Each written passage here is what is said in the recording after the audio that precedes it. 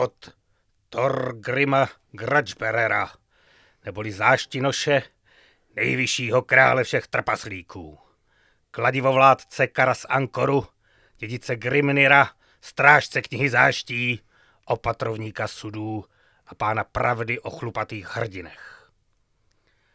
Psáno v Karas a Karaku 22. července roku kladiva 2510, zapsáno runou zloby a stvrzeno otiskem vousů.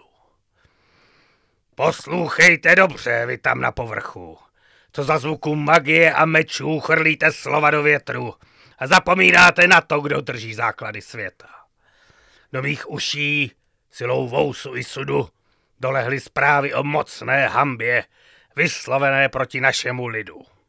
Tímto vás zapisuji na stránku 732 645 knihy záští, hned pod tupce, co sfušoval měděnou výstuhu od pivního sudu, a nad elfa, co se opovážil napít z rohového korbele bez požehnání. Požadavek: okamžitá náprava. Vyprávějte trpasličí ságy o našich kladivech, našich kovářích, našich padlých králích, našich sudových hrdinech. Ať se rozléhá jeskyněmi zvuk hlasu, co mluví pravdu o trpaslících. Ať se vaše holobradé hrdlo naučí říkat slovo duras bez zalknutí. S kladivy, s balistami a s pivem. Ale jen pro nás. Thorgrim záštinoš, vysoký král trpaslíků, runový pán všech síní, kladivodržitel, hněvovůdce, pivoochranec, zapsal, potvrdil a voskem zapečetil. Vousy a vousové, pupkáči, chlupáči, válečníci, no zkrátka trpaslíci všech zemí, vítejte v našem pravidelném podcastu Meče, mýty a magie. Tak, a teď jsem si to krásně po trpaslicku uzmul všechno pro sebe. Samozřejmě, že dneska vítám, jak už jste si všimli, vás v našem trpasličím díle a vítám tady dneska Jindru. No nazdar fantazáci, a ty si to teda odříkej sám, když nás ani nenecháš pozdravit tady. Moje mýty, jsem se na ně těšil, no. A samozřejmě Káju. Nazdar. No a samozřejmě nejvyššího z trpaslíků, že? Mojí maličkost.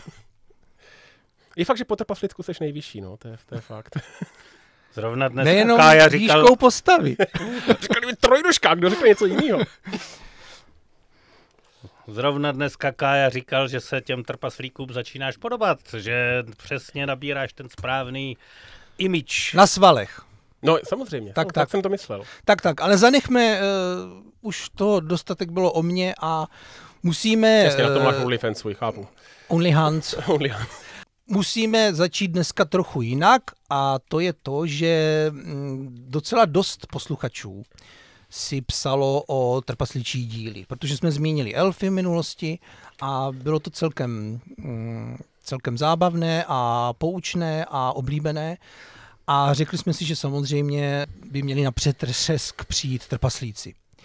Nicméně, co čert nechtěl, k nám do redakce doputoval dopis od samotného Thorgrima Grudgebearera a poté, co nám napsal, nám nezbylo nic jiného, než zareagovat, protože samotný Thorgrim, vůdce trpaslíků v Karas a Karak, nás zapsal do knihu záští. A máme tam zapsané 3 zášti, na které my samozřejmě budeme muset reagovat a budeme se je snažit škrknout.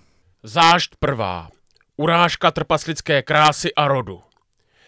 Ve vašem podcastu, tom šepotu větru a ozvěně dutých sudů, jste se opovážili tvrdit, že elfové jsou krásnější než trpaslíci. A navrch toto, a tady mě málem trefilo vlastní kladivo, jste naznačili, že trpaslíci a elfové snad mají společné kořeny. Cože? Společné? S elfy? To je, jako byste řekli, že pivo a moč jsou příbuzní jen proto, že oba tečou. Samozřejmě, že trpasličí krása není vůbec něco k diskuzi. To je fakt vytesaný v kameni. Každý trpaslík je chlupatý hrdina, naprosto dokonalých proporcí. Vous mu roste tam, kde jiní mají slovo nejistota. A čím mocnější břuch, tím větší hrdina. Naše krása není ladnost elfa v hedvábí, ale hrdá mohutnost chlapa, co sám drží štítovou zeď proti hordám gruby, kdyby se holobrádek se špičatýma ušima zesral strachy a ohledně společného původu. Elfové jsou stvoření z mlhy, hudby a pozérství. My jsme z kamene, ohně a přísahy. My se rodíme v hlubinách, oni v hájích s věnečkem na hlavě. My máme runy na sekerách, oni mají veršíky na lítkách. Společného máme asi tolik, co hřebík s máslem.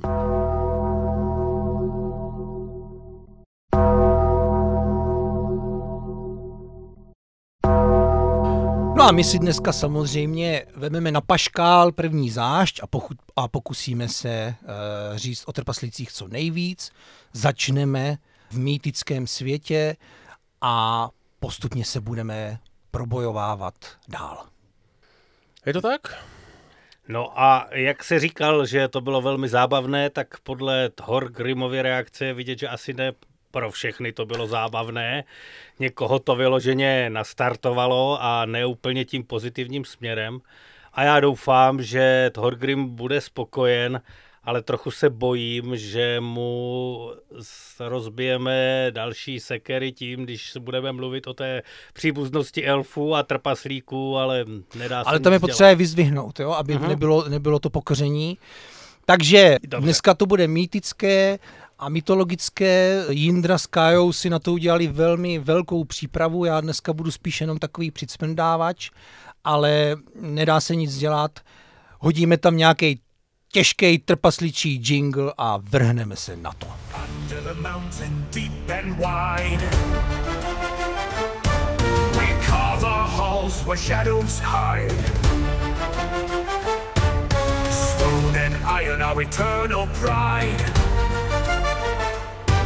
with hammers ringing side by side. Tak, on tu přípravu teda udělal hlavně Kája, abych se přiznal, protože já jsem nějak úplně neměl čas. Nicméně, jak jsem se na to pak díval, tak jsem zjistil, že spoustu věcí už z toho znám právě z těch elfů, protože se to v té germánské mytologii u těch vikingů, nebo spíš přesně řečeno severanů, docela míchá. A o tom už jsme tady mluvili v těch dílech o elfech, že vlastně hlavně ve středověku potom ty bytosti všechny nadpřirozené tak nějak splývaly, ale o tom právě, jak vzniklo to slovo trpaslík nebo v angličtině dwarf a vůbec jako podobně ve všech germánských jazycích a jak to má co společného potom i třeba s naší slovanskou mytologií, tak už začne teda teď vyprávět Kája. No, je to tak. Vycházíme na začátku samozřejmě nejvíc té severské mytologie.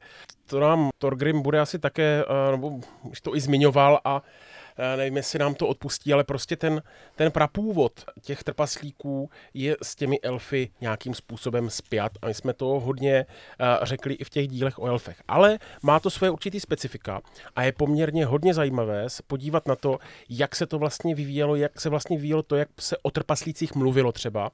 A jenom takový krátký prohlášení na začátek. Vycházeli jsme jako z celé řady knih a textů a podobně. Pokud vám potom třeba nazdíme, jakou fotku teďka za studie, tak tady máme Jindra donesl asi 5 nebo 6 knížek, do kterých nahlížel.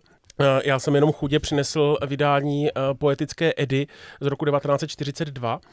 A zatímco já je mám už tohohle tisíciletí trapně. Papírově mám jenom tu válečnou Edu.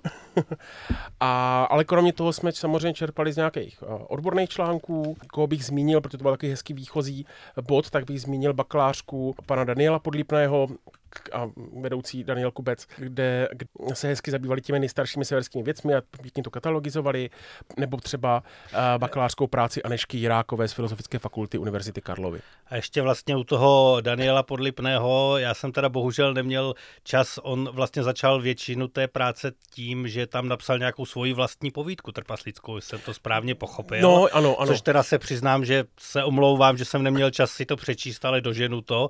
A teprve potom byl ten rozbor těch jmen, takže jsem zvědav. Já se přiznám, že jsem se hlavně teda zabýval tím rozborem, neměl jsem úplně čas si přečíst to jeho povídky, ale chci se podívat na tu povídku taky, protože to je dobrá poznámka. Takže pokud by nás čirou náhodou skrz podobný zájem o trpaslíky Daniel Podlípný teď slyšel, takže ho velmi zdravíme a jeho bakalářka nezůstala zapomenuta. No a samozřejmě jsme vycházeli z Edy. To si myslím, že je stěžejní text pro kohokoliv, kdo se chce o původu trpaslíků v naší kultuře nějak jako víc zajímat a víc bavit. A těch Ed je víc, jenom abychom se v tom orientovali hnedka na začátku. Rozlišujeme takzvanou starší neboli poetickou Edu, což jsou vlastně sebrané, bez autora, vlastně sebrané nějaké písně, básně, ságy, většinou v nějaké, jako, proto se říká poetická Eda, protože je to v nějaké jako poetické struktuře a bere se jako starší. No a potom Přestože byla sepsána později a teprve jak je nazbírali, ale je starší, protože vychází ze starších vyprávění. Přesně tak. No a potom je ta novější, mladší Eda. To byla ta Eda Snorriho Sturlusona, kterou on sepsal už jako křesťanský kněz v podstatě a tak nějak v ní chtěl zachytit myšlenky nebo spíš zvyky svých předků. Dal tomu krásný křesťanský úvod, tak jak se to u nás dělalo za komunismu, aby to bylo ve jménu vlády a strany, tak tady to bylo všechno pro větší slávu Boha a Ježíše Krista. A teď vám tedy řeknu, jak to viděli ti naši předkové a tam tedy sepsal tak, jak on, už tedy z křesťanského pohledu. V křesťanské době tuším, že to bylo 13. století. 12. myslím. Nebo začátek 13. možná? Tak nějak, přelom 12. a 13. století. Tak jo, narodil se 1178, takže tak nějak... Na tom přelomu, no. Tak asi to nepsal v 10 letech, no. Jasně. Takže tento vlastně sebral dohromady a pokud vím, tak jakoby dohromady jako dílo to vyšlo právě dřív, než ta poetická Eda. No. To je pravda. Ale je dobrý říct, že ta mladší Eda, tedy tady ta Snorriho Eda, se taky říká prozaická, protože on spoustu těch básní předělal do nějakého jako souvislejšího koherentního textu mytologického, vlastně jako jakých mytologických povídek můžeme trošku říct, řekněme, připodobnit. To jo, a ten básnický jazyk tam taky občas zanechal, jasně. Ale je pravda, že ano, je to psáno většinou v próze, ovšem v takové próze, jak když tady jenom náhodně nalistuju, tu pravil Ganglery. A zdá se ti, že ásové jsou velmi mocní a není divu, že vaše skutky provází takový zdar, když se v bozích tak vyznáte a víte, ke kterému se modlit. A tak vůbec. Jasně, no ano, ten jazyk je trošku náročnější, taky to vzniklo na přelomu 12. a 13. století. No, takže to je jenom takový disclaimer na začátek, že tady z tohohle primárně vycházíme a ještě bych doporučil jednu Edu. Ne, je to pořád ta poetická, ta starší Eda, nicméně je to anglické vydání, kterou vám můžeme i nasdílet, protože tam ta knížka dokonce je jako Creative Commons.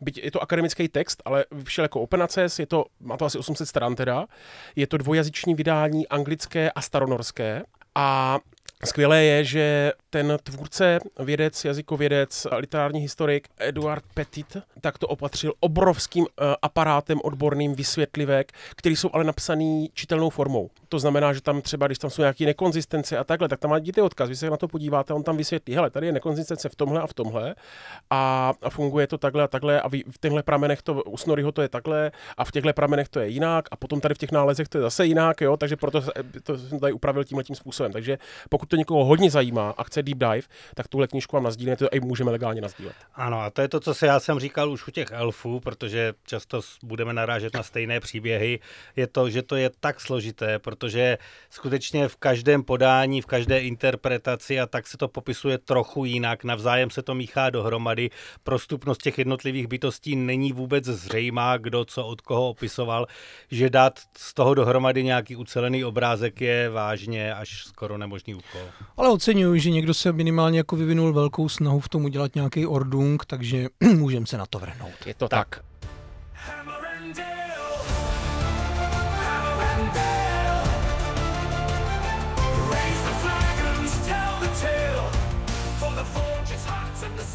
Hele, já jsem chtěl začít citací tady vlastně stvořením z té starší poetické Edy. Nicméně chtěl bych upozornit na to, že třeba konkrétně tady v tomhle českém vydání, které je z roku právě tuším 2004, používají pro trpaslíky vlastně slovo skřídci. Což je zajímavé a můžeme si říct, že to je vlastně něco jiného, ale to je přesně to, o čem tady mluvím, že i v tom překladu se často používají různé termíny. My se pak dostaneme v souvislosti s tou slovanskou mytologií k tomu, jak vzniklo slovo trpaslík a tak podobně. Nicméně často právě u nás se vlastně jakýmkoliv malým bytostem, obzvláště těm, kteří žili pod zemí, měli nějaké nadpřirozené schopnosti a většinou vousy, ale to nebylo úplně podmínkou, ale mívali a ovládali nějaká řemesla a tak podobně, říkalo skřídci.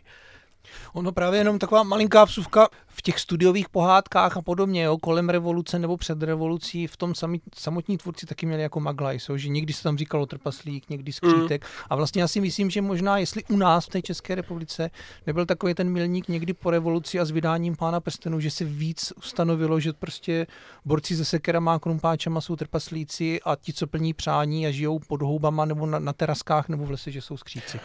Je to klidně možný, protože ta verze Edy česká, kterou máš ty, je sice z roku 2004, myslím, od toho Arga, ale oni mají překlad z roku 1962. Jo. Takže to jako není úplně moderní překlad, byť modernější než to, co mám já.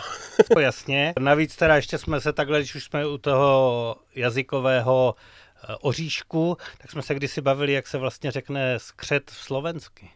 Ale protože to škriátok? Škriátok, ale to je skřítek právě. A to jsou ti škriátok Leopold a mám takovej pocit, jestli náhodou, ne, trpaslíci nejsou ve slovenštině škriátci, ale oni to, mám pocit, jestli to nepřeložili normálně z angličtiny jako orkovia.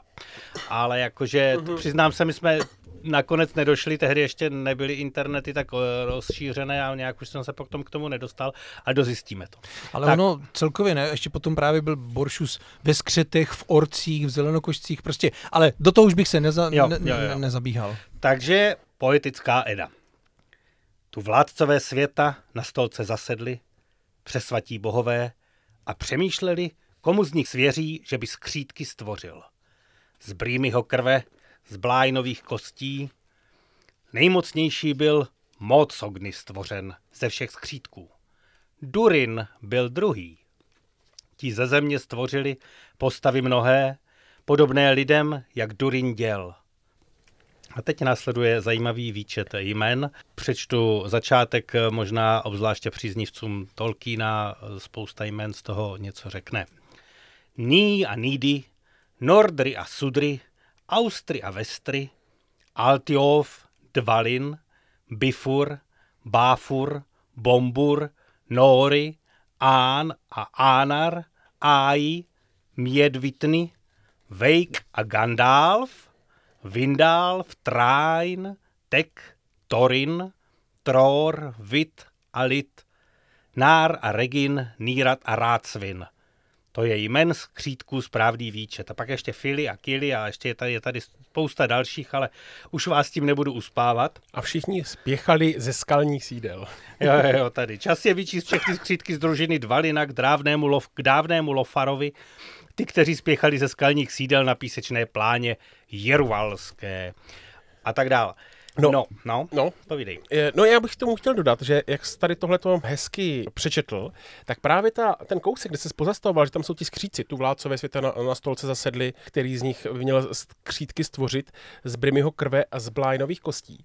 Tak je zajímavý, že tady je to právě přeložené jako skříci, a přitom v tom anglickém originále je Then all the great powers, the mostly holy gods, went to their doom seats and deliberated about it. Who should devise the Lord of Dwarfs from Brimir's blood and from Blue Limbs?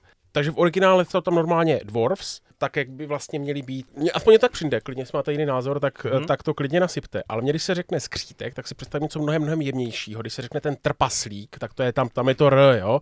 Prostě prdel, prase, jo. To jsou ti naši slovanští skřítci, totiž ti, ke kterým se ještě dostaneme, takoví ti domácí skřítci. To je to, co ty si běžně představíš a to, co vlastně jsou jakoby ti slovanští trpaslíci, protože naši trpaslíci, ale k tomu se dostane, tam jsou spíš ti permoníci, že? Právě. Zdravíme permoníka. Do Prahy. Každopádně permonuje po republice, co jsem tak zjistil. Ještě jeden cimburský. Jo. Já myslím, že bude ještě dost dalších, který třeba náhodou neznáme. Každopádně ano, to je přesně ten nějaký etymologický vývoj. A tam existuje to staronorské slovo pro trpaslíky, z kterého vychází to anglické, a to je dvergar, jestli se Dverg nebo dverger. Dverg nebo dvergar jsem si myslel, ale dobře. Každopádně tam už je to anglické dwarf docela slyšet.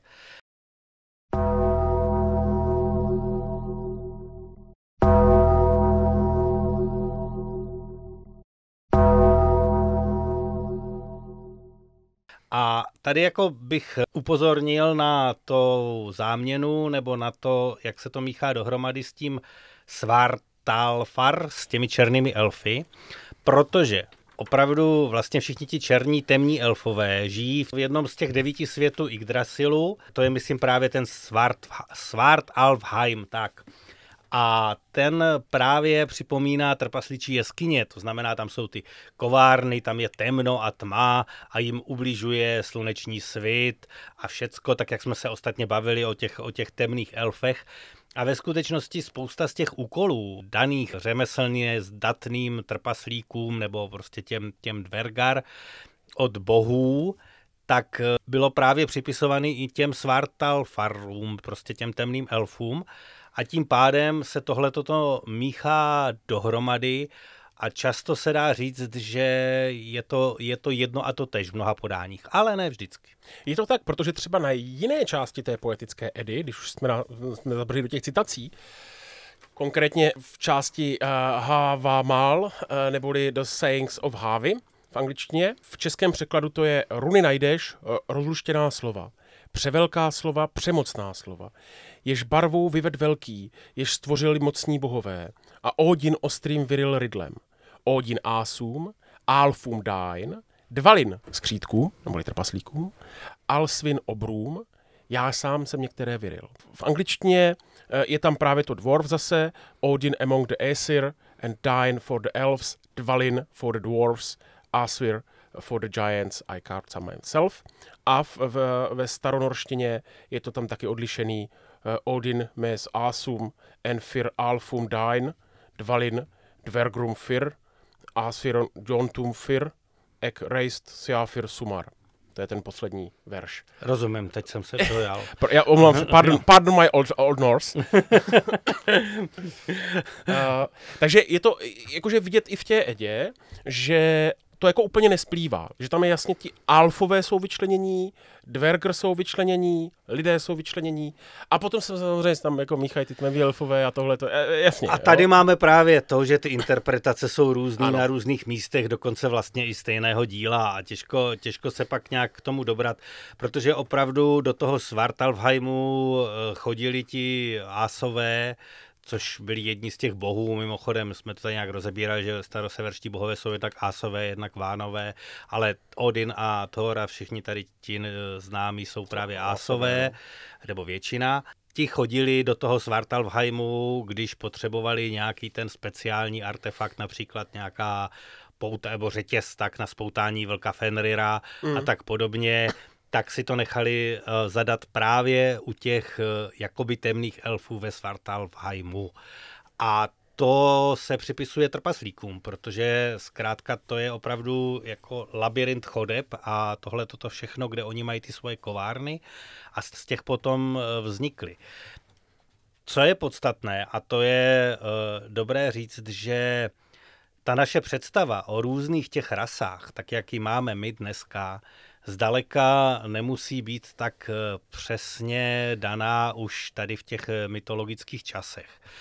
Protože my si představujeme trpaslíky, nebo řekněme skřítky, nebo zkrátka všechny tady ty, vlastně i elfy, jako skřítky jako malého vzrůstu, hodně menší a naopak tam jsou obři, což jsou i v angličtině giants, to znamená něco gigantického, něco velikého, ale tady to takhle vůbec nebylo. Ve skutečnosti dokonce snad jsou známí, teď vím, že to tam bylo v nějaké té bakalářské práci, nějací potomci trpaslíka a Obryně. A stejně tak se dávali dohromady o Obryně a třeba ti ásové právě. Takže kdyby se až tak moc lišili ve velikostech, tak si nejsem úplně jist, jak by to bylo fyzicky možné. To je prostě nějaká rasa, která se možná třeba vyznačovala větší mohutností, větší výškou, výškou. Stejně tak jako u těch trpaslíků a u těch elfů se vyznačovali tím nízkým vzrůstem, ale není to tak přesně striktně dané a zas tak moc odlišné. Právě, jak říkáš, je to hrozně o té interpretaci těch starých textů, protože my si tam potom za chvilku řekneme, že to nutně ten Dvergr nebyl nutně jenom definovaný tou malou výškou, ale zase jinde v té Edě máš hnedka prostě v píseň Originovi, hnedka na začátku máš třeba byl dovednější než kdo jiný a byl trpaslík vzrůstem, byl moudrý, krutý a znalý kouzel. Stejně je to v angličtině. He was more skillful than any man and dwarf in stature. He was wise, grim and skilled in magic. Takže tam prostě je řečený, že byl prostě malej vzrůstem a je to o tom trpaslíkovi Reginovi.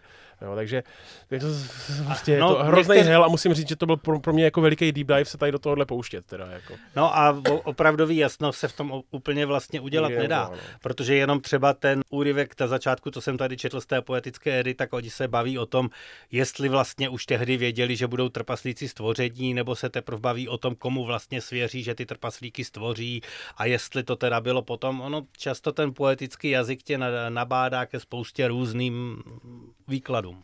Ale mně se to vlastně trochu líbí. Já to mám rád a zmiňoval jsem to už i v jiných dílech, že když je tam trošku toho tajemna nebo maglajzu, tak to má takový jako pohádkovej nebo tajemný opar a asi není dobrý se v tom jako dohadovat nebo říkat, co je pravda, ale trošku to vzít, že to bylo kdysi, že tam možná bude něco zapomenuto nebo jinak, nebo v nějaký maglajzu, že to může trošku přispět i na té mystičnosti. Tak ono je hlavně dobré uvědomit si, jak uvažoval tehdejší člověk, jak přemýšlel, v čem žil, co pro něj bylo důležité.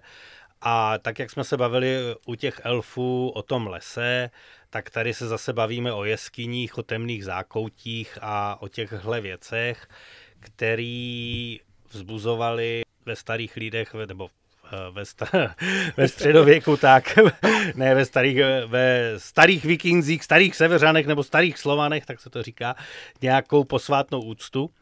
A tím pádem v nich hledali právě ty magicky nadané bytosti. Konec konců, my, co jsme zvyklí z moderního fantasy, často máš elf kouzelník a trpaslík válečník, že vlastně ti elfové jsou právě ti, co jsou nadaní magicky, zatímco trpaslíci, když už tak ovládají nějakou tu řemeslnou magii a něco jako takového, že umí dobře vyrábět a runy, ale ve skutečnosti zkrátka to nadpřirozeno a to magické nadání, to, co oni mají v sobě, tak to je s nimi nerozlučně a jednoznačně spojeno. Oni jsou prostě nadpřirozené bytosti, které mohou dělat věci lidem naprosto nepochopitelné, zakázané, zapovězené nebo zkrátka, kteří lidi neznají. Takže ta magie je s nimi spojená. Ostatně taky proto se to míchá s těma elfama. Je to tak. No, když se vrátíme na začátek, teda ještě na chvíli, kde se tady vlastně ti trpaslíci vzali, tak zase opět i v té Edě je tam zdrojů několik, hlavně v té poetické. Nicméně, v té Snorriho, prozaické Edě, tak ten vykládá vznik těch Dvergar, tedy těch to, co opravdu my vnímáme jako trpaslíci, byť jsme si teďka řekli, jak se to prolíná s tmavýma elfama a že na těch místech někdy si jako uzurpují to místo těch trpaslíků a podobně, ale u těch Dvergar se bavíme, že vznikly jako červy v těle Imirově. Z červů v těle prvotního obra se rozhodnutím těch bohů, obrů, giants, staly bytosti s lidským rozumem a podobou, byť sídlící v zemi a v kamenech. Tady tahleta pasáž je jedním z nejvýraznějších mýtických výkladů té jejich jako určité podzemnosti, jakože žijí v těch tmavých podzemních slujích, místech, městech a tak dál. Mimo jiné tady tohleto v některých zdrojích, ta podzemnost je uváděno výrazem chtóničnost. Jsem se díky tomu naučil nový slovo. Tak to jsem dokonce neznal. Já taky ne, já jsem to koukal. Chtonien? Co to sakra je? Tak jsem to potom googlil a říkal, OK, dobře, někdo chtěl být chytrej. Jo, rozumím. A zároveň je to určitá jako nějaká sekundární antropomorfizace, tedy původ nějakým beztvarým živočišnu, následná prostě nějaká lidská podoba. Tak, no a tady se můžeme bavit o vlastně vikingské nebo severské kosmologii, tak. Občas pletou ta cizí slova, když už je tak vznešeně, učeně používám.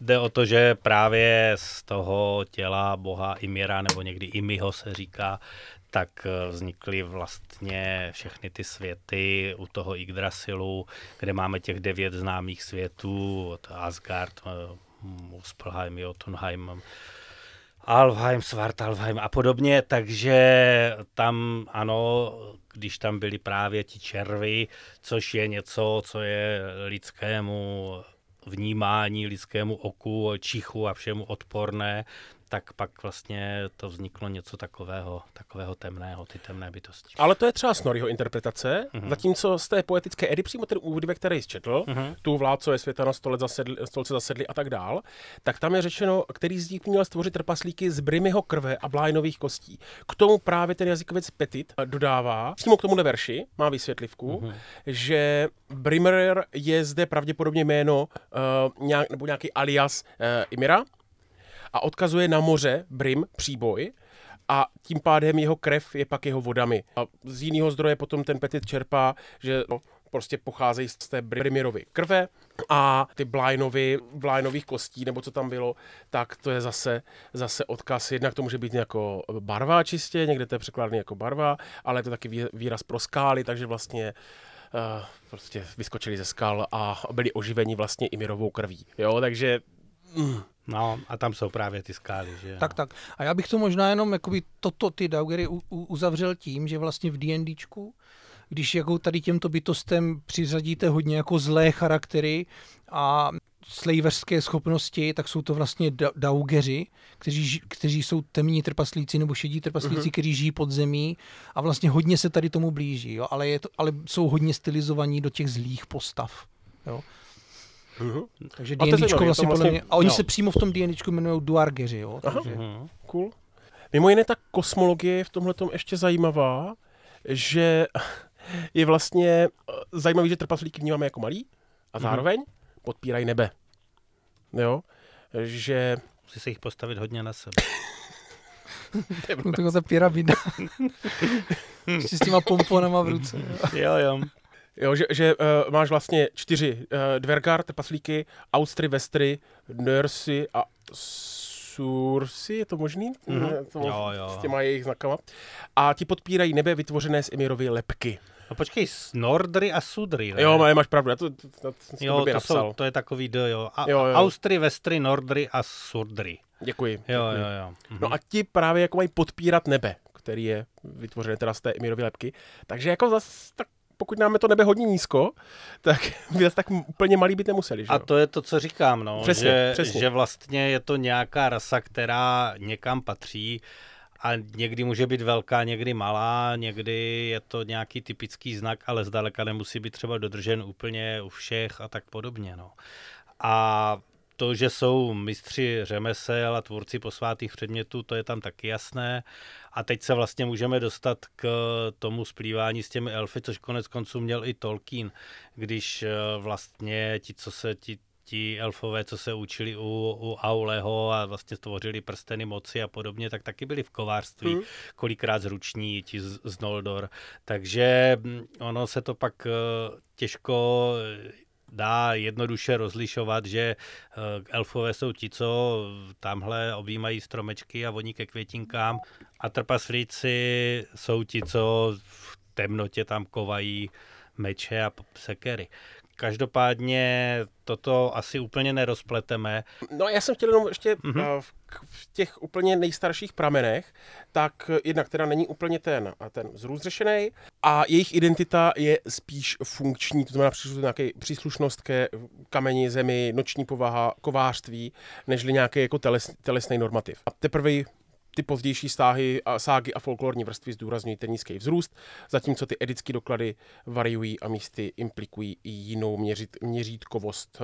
Ale mimo jiné, co je tam zajímavé, tak kromě nějakého toho tělesného normativu, tak otázku třeba pohlaví, protože to je taky taková jako vtipná celkově věc v trpaslíkách a i třeba v Pratchettovi, tomu jsme tomu věnovali taky. K tomu se ještě určitě dostane. Určitě. U Tolkienových a Sapkovského trpaslíků a podobně. Já si to neodpustím, to samozřejmě nás bude čekat v dílu OVH, ale tam trpaslíci a trpaslice jsou jako hrozně pěkně vymyšlený. A je to takový, že oni si je hodně hýčkají, protože jich je málo, takže to se mi jako líbilo, jak tam to zrovna bylo vymyšlené. No, ale pokud vím, tak ságy to moc neřešili tady nějaké trpaslice. Oni neřešili ty soupisky těch jmen, tak jsou převážně mužský, ale jsou tam třeba zmínky o Dainových sestrách nebo dcerách, jo, a podobně, nebo dcerách jiných nějakých dvergar. Se objevují třeba v pozdějších nordických textech i třeba v lidovém podání. Narazil jsem i na studie, který vyloženě řeší rodinný relace ženských dvergar ve středověkých pramenech, ale to už jsem si říkal, že je trošku moc velká rabbit hole teda. Ale když tak nazdílím, jo, je to odborný text, můžu nazdílet. No, to je hodně zajímavé, přiznám se, že v tom už se tedy opravdu nevyznám a nejsem si jist, jestli úplně bych se dokázal do toho až tak moc ponořit. Ale mám tady jednu zajímavou vsuvku, ještě k tady tomuhle. Tak zajímavou germánskou paralelu představují staroanglické léčebné texty. A to mě úplně jako hrozně pobavilo. Tak se objevuje v lékařských textech, počítejme ze 12. a 13. století, kouzlo Vit Dveort proti trpaslíkovi, nebo také proti horečce. A je to v díle Landsunga, kde Dveorch je chápaný jako původce té choroby, pravděpodobně noční horečky. Předepisuje rituál s eucharistickými oplatkami a inkantací, což je nějaký pověrční zařízkávání, zažehnávání. A v moderní interpretaci se zde spojuje trpaslík jako patogenní bytost s obrazem vstupu a vyvedení choroby, což má v širším germánském kontextu paralely. Runická destička z Ribe a tak dále, jako tam se o tom dá bavit. Tento staroanglický materiál ukazuje, že trpaslík nebyl jen drobný kovář pod zemí, ale také síla zasahující do těla a mysli, motiv, který koresponduje s edickým temným nočním charakterem dvergar. A to je zase to, co jsem právě říkal i u těch elfů, kteří obzvlášť ve středověku potom byli považováni často za původce chorob a nočních můr a tak dále. A škůdci. Ono to splývalo dohromady, zvlášť právě v těch středověkých pramenech, kdy už se potřebovali oddělit od těch starých pověr, tak je označovali za co nejzlejší a snažili se to moc neodlišovat, jestli je to elf, trpaslík, ale prostě nosí to nemoci, nosí to zlo, držte se od toho dál. A tak, no. Je to nebezpečné. Ale to trpaslíci jsou, že jo? To jako... Jasně. Pak si dáš 3krát odčenáš a vylečíš se. To je a nebo musí říct Vit Dveorch.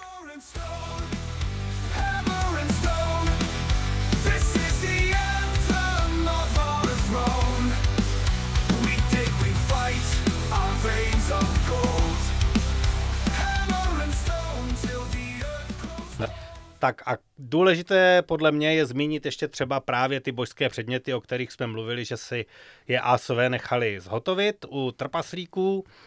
Tak synové Ivaldyho například tvořili siv zlaté vlasy. Zajímavý artefakt kovárně. Odinovo kopí. No, mu zadej si. Trvalá paruka. Nevíš. Dneska se na to lítá do Turecka. Nerezne. Odinovo kopí Gungnir. A Freyrův skládací koráb Skidbladnir. Jo, tady, že se to nemá plést s Frejou, oni byli bratři Freja a Frey. Já vím, ale já když jsem si to četl, tak jsem si říkal, já jsem tam furt říkal Freja a říkám, kurník, ne, to je Freyr, říkám to blbě, takže jsem to radši dal do poznámky. Bratra a sestra samozřejmě, ne bratři. Na to navazuje sázka s bratry, proto jsem si to spletl, Brokrem a Eitrim, neboli Sindrim, kteří zhotoví prsten Draupnir, Kance Gulinbursty, Thorovo kladivo Mjolnir, to je asi docela podstatné. Takže artefakt. Jo. A toto je samozřejmě právě bohy vyhodnocené jako ještě podivuhodnější. A pak je tady příběh o Andvarim a prokletém prstenu, který proplétá Dvergar s hrdinskou látkou Volsungovského cyklu a to se k tomu ještě dostaneme. Tam máme ty prsteny nebo píseň o Nibelunzích, prsteny Belungův, už je pak trošku pozdější, ale o prsten tam šlo a je tam ještě ta sága vlastně o Velsunzích, ne, která je vlastně zase nějakou variací toho severského původního mýtu, zatímco ta píseň o Nibelunzích byla až středověká. Nebo prostě jo, a na to navazal potom Wagner, že jo? Jasně. No, takže ano, přesně jak se teďka zhrnul těch artefaktů, kteří ti trpaslíci vytvořili, tak s těma se vlastně potkáváme, i kdyby jsme neznali původní jména těch trpaslíků, tak minimálně Thorův, Mjolnir. A Odinovo kopí. Mjolnir, ale myslím to Thorovo kladivo, už díky Avengers jako zná úplně každej. Nejen díky Avengers doufám. No, já doufám, že nejen díky Avengers, ale jako co si budem. Myslím teďka, nemyslím naši posluchače, ty samozřejmě to znají z mnoha zdrojů, ale myslím náhodnej normálek. Já jsem jenom k tomu dám takovou poznámku, že si vzpomínám, jak v 90. říkal ředitel televize Nova Vladimír Železný, že Xena a Herkules jsou jediný způsob, jak se mohou dnešní mladí lidé seznámit s antickou mytologií. Tak je jenom tak asi podobně. No, tak. Zas na stranu druhou, jedno z hlavních issue na internetu i ve školách je, jestli to kladivo můžou zvednout výtahem a podobnýma jinýma utilitama ostatní. A... No, kladivo je rozhodně nejznámější a myslím si, že Odinovo kopí Gungnir je taky, no.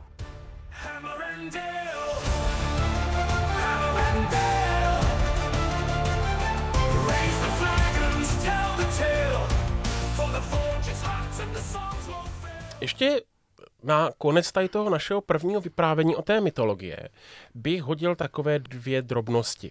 Jednak máme tady nějakou orální a psanou tradici a samozřejmě jeho současnou recepci tady tohodle. No a tady teda naprosto přiznaně budu vycházet z diplomky Anežky Jirákové a ta klade na začátek své práce nějaký analytický rámec.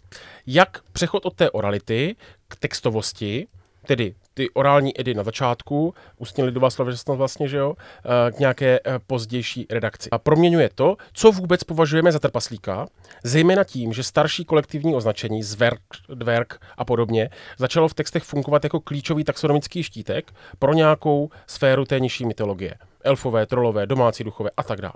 Což vnáší nějakou zpětnou projekci do moderních rozlišení a těch kategorií. Na to navazuje i malý empirický výzkum mezi dánskými respondenty, kdy v běžném povědomí je lidová víra nějaký nejasný, nebulózní pojem.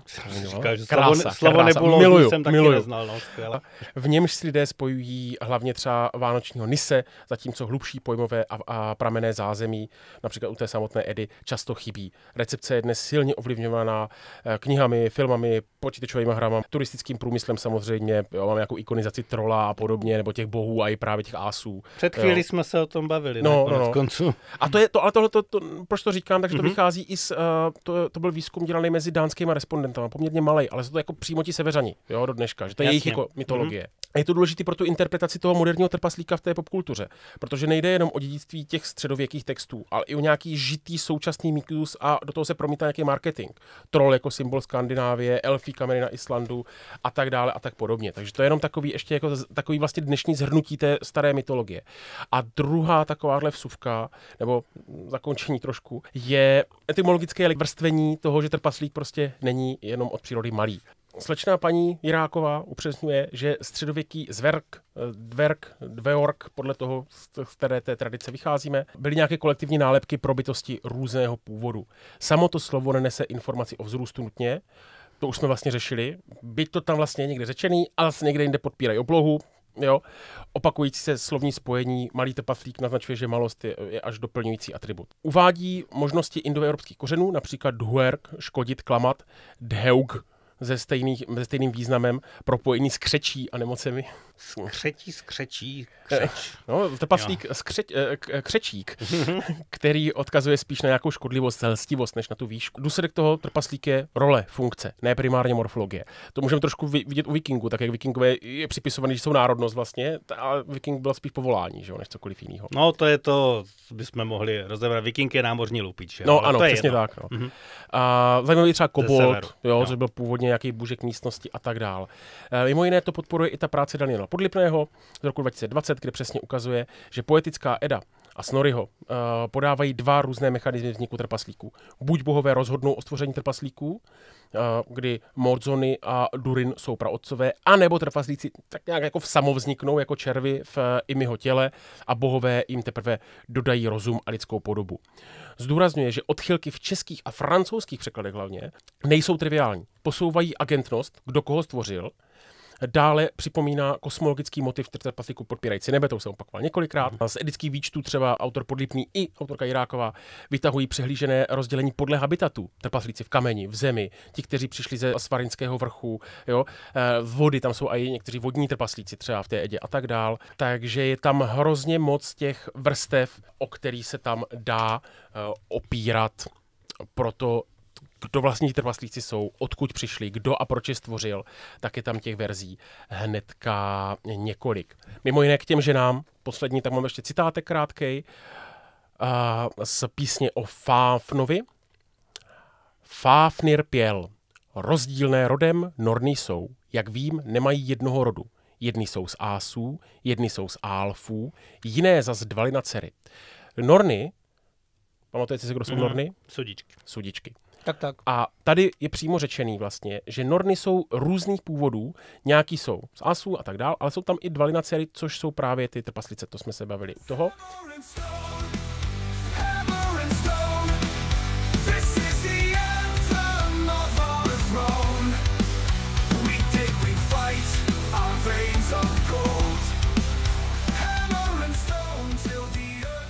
Ještě bych chtěl uvést jeden příběh, který je uvedený v Edě a souvisí s trpaslíky.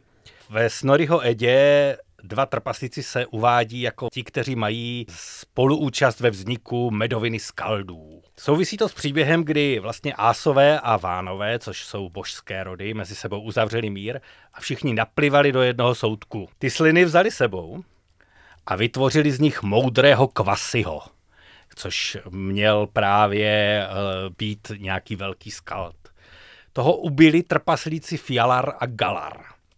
Pak jeho krev nazbírali do kotlíku a 2 nádob, smísili ji s medem a vytvořili z toho medovinu skaldů. A každý, kdo se jí napije, tak se stane básníkem nebo učencem. No a tihle trpaslíci to potom vyprávěli těm ásům, že Kvasi se udusil svojí chytrostí, prostě, že byl tak chytrej, že bohužel zemřel. No a oni pak, protože to byli takový trošku svině, ale to tak u těch trpaslíků starých zkrátka bývalo, oni opravdu byli braný spíš negativně, tak k sobě pozvali obra Gilinga a jeho ženu a oba 2 je zabili. A když se o tom pak dozvěděl jejich syn Sutung, tak ty trpaslíky chytil a vysadil je na skálu v moři a oni žadonili o život a nabízeli jim tu medovinu, nebo mu tu medovinu, tomu Sutungovi na usmířenou. A ten obr to teda vzal, jenomže nakonec mu tu medovinu ukradl bůh Odin, takže byl nakonec, jak se toho napil, tak byl uctíván jako bůh básnictví. A mají s tím něco společného trpaslíci. Takže to je jeden příběh a vlastně je tady ještě nějaký další, což je vlastně postava trpaslíků Regina, který přemluví svého svěřence kovářského učedníka Sigurda, aby zabil Reginova dračího bratra Fafniho a dostal jeho poklad. No a když ten to tedy udělá, tak se ho chystá Regin zavraždit. Že jo? Klasický motiv, že pošleš někoho statečnějšího a drsnějšího, aby udělal něco za tebe a pak ho zabiješ. No, ale když Sigurd to samozřejmě odhalil, tak toho Regina zabil spíš on. A trpaslík Andvari, což ten se jmenuje Opatrný, Andvari znamená opatrný, tak vyřkne kletbu nad pokladem Nibelungů. A když pak trpaslíka v podobě lososa vyloví bůh Loki v síti, tak si na něm vynutí ten celý jeho poklad, který ten Andvari ukrývá ve své jeskyni. Ale ten poklad těch Nibelungů je potom prokletý, takže tady se vlastně ukazuje nějaká prokletost těch pokladů, těch trpaslíků. No. Mně přijde jako takové zajímavé. Jo, to určitě zajímavý. Mimo jiné k tomu prvnímu, co zmiňoval, já mám špatnou paměť na jména obecně, těch 2 trpaslíků, který vytvořili vlastně... Fjalar a Galar. Ano, přesně ty, tak tomu jsem viděl na internetech krásnou dobovou ilustraci, ale starší ilustraci někdy z 18. století. A oni tam vypadají jako rozčepíření, prostě tam podřezávají toho Kvasiho, tak to když tak tam dodáme, to už víme, kde najít. A mimo jiné to, jak Sigurd bojoval právě s Fafnim, tak to je v některých pramenech. To si když tak řekne potom, až se budeme bavit třeba o Tolkienovi a tak je ten dialog vlastně mezi Fafnim a Sigurdem před tím bojem, nebo potom při tom boji, nebo tak, přirovnávaný trochu k dialogu Bilba a Šmaka v Hobbitovi. Takže to si potom, když tak řekneme u Tolkiena trošku. Tam jsem si myslel, že je spíš Beowulfovská inspirace, ale jasně. Obojí, ale je to, někteří lidi tam vidí právě podobné motivy. To si řekneme potom, až se budeme bavit o Tolkienovi někdy. Co bych chtěl přečíst na závěr, tak citát tady úplně souvisí s trpaslíkama v anglickém překladu, v českým ne, a tak je to zmatený, ale mně se hrozně líbil. Je to z Edy Skirnyho Cesta a citace zní: Hrmí grny obr, ať tvé tělo uchvátí před mříží podsvětí. Tam ať ti trpaslíci na kořenech stromu naplní krajáč kozí močí. Lepší nápoj ať nikdy nedostaneš, pano, podle svého přání, pano, podle mého přání. No, jak to psal Thorgrim, pivo a moč jsou v podstatě příbuzní, protože tečou. Já jsem si říkal, že to není chyba překladu, ale je to i v originále. There at the tree's roots, wild boys will give you goat's piss. Bad drink you will never get, girl. By your wishes. Girl, by my wishes. Takže tím jsem to chtěl povídání ze severských končin ukončit. Byť na ten sever budeme narážet samozřejmě i dál. Tak a tím pádem Kelty a Slovany si vlastně necháme do toho dílu středověkého, kde narazíme opět na některé ty věci, které už jsem říkal u elfů, ale to si tedy necháme na příště. Tak jo. Já dnes děkuju Kájovi a Jindrovi za snad už i přednášku o mytologii trpasličí. Jsem velmi rád, že jste to s námi doposlouchali až nakonec. Jak už jsme naznačili, ještě v jednom dílu se budeme věnovat té mytologii dál a doufám, že už vlastně v příštím díle škrkneme tu první zášť. Tak a já doufám, že naše přednáška nebyla nebulózní. To krásný slovo. Neboli nejasná. A děkuju Kájovi, že to tak hezky připravil, že jsem do toho mohl takhle jako vstupovat a obnovily se mi v hlavě některé věci, které jsem kdysi četl a moc rád se do toho ponořím a ještě jednou. Takže mějte se fantazácie. Díky, Kájo. Sdílejte nás, lajkujte nás. Hero, tu je nás. Jo, plaťte, no, prosím. Přidejte se na Hero, tím chtěl říct. Bude tam spousta bonusů jednou. Jo. Tak. Takže mějte se a příště papa. We carve our lives in hammer and stone. The forge is roaring, the flames they dance. Each strike a promise.